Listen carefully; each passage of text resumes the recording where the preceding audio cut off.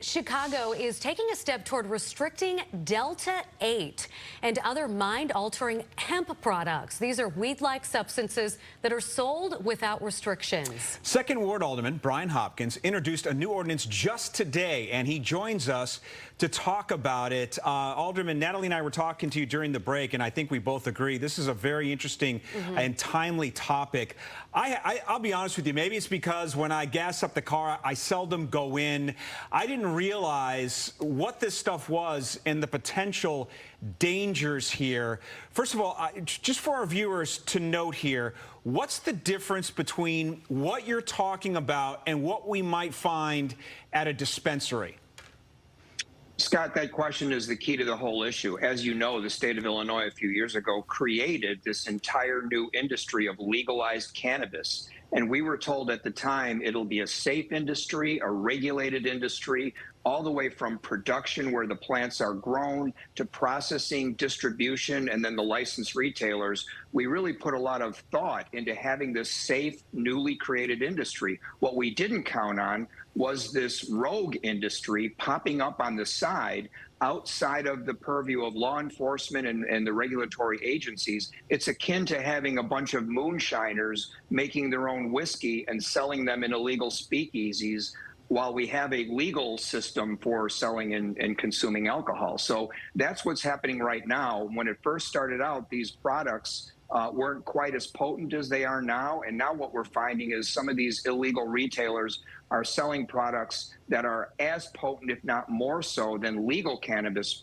products. And people are taking them, children are taking them, and they're getting sick, and it's a threat to public health. It's really startling, and as a parent, I'm so glad to know about this topic because, as Scott said, this is something that I didn't know was being sold in convenience stores. So this ordinance that you're proposing, how does it address the health and safety aspect of this?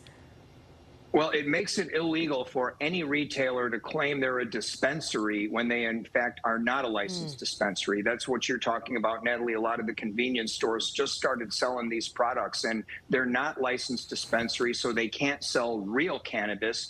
But besides that, they'll put a marijuana leaf in the window or a green cross and advertise these products so people come in looking for cultivated, licensed, and tested cannabis. And instead, they're getting Delta-8, Delta-9, some of these other derivatives that have contaminants in them. Many of them are also marketed towards children. They're using, bright colors, cartoon characters. They look like a bag of Flamin' Hot Cheetos. So there's an intentional effort to entice children to purchase these products. And we just can't sit back and allow this to happen. And let's talk, Alderman, about what's been happening here, not just here in Chicago, but all over the country, particularly among young people, because you referenced the fact that kids are consuming these things.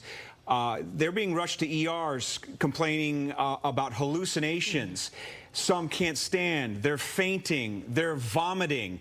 And you also talked about some of the other things that are in this stuff, pesticides and petroleum and Lord knows what else.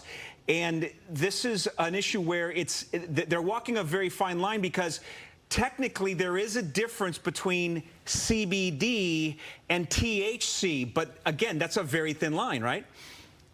You're correct, Scott. In fact, the Farm Bill that passed at the federal level in 2018, I believe, inadvertently opened the window to this very problem by not making the distinction between CBD and the THC products like Delta-8 and Delta-9. So it created this loophole that's being exploited basically in every state that is legalized cannabis. They're making a lot of money by selling these products, and they are contaminated. We're testing them right now. We've even found in some cases that there's fentanyl that's present in some of these. Wow. And you mentioned the fact that children are winding up in emergency departments. Those are from the edible products. Kids don't know when they should stop eating them. They might take one gummy, maybe two gummies, maybe three. If you give a kid access to a bag of candy and walk away, chances are that kid's going to eat the whole bag. That's what kids do. Give them a bag of gummies with Delta-8 in it, and they might take the whole bag, and it could be fatal in some cases. We haven't had any fatalities that we know of in Chicago. There have been in New York City, where this problem has been greater and happening a little bit longer. it's probably just a matter of time before it happens here in Chicago if we don't put a stop to it. So, Alderman, last question for you. Where does the ordinance stand, and how much support does it have at this point?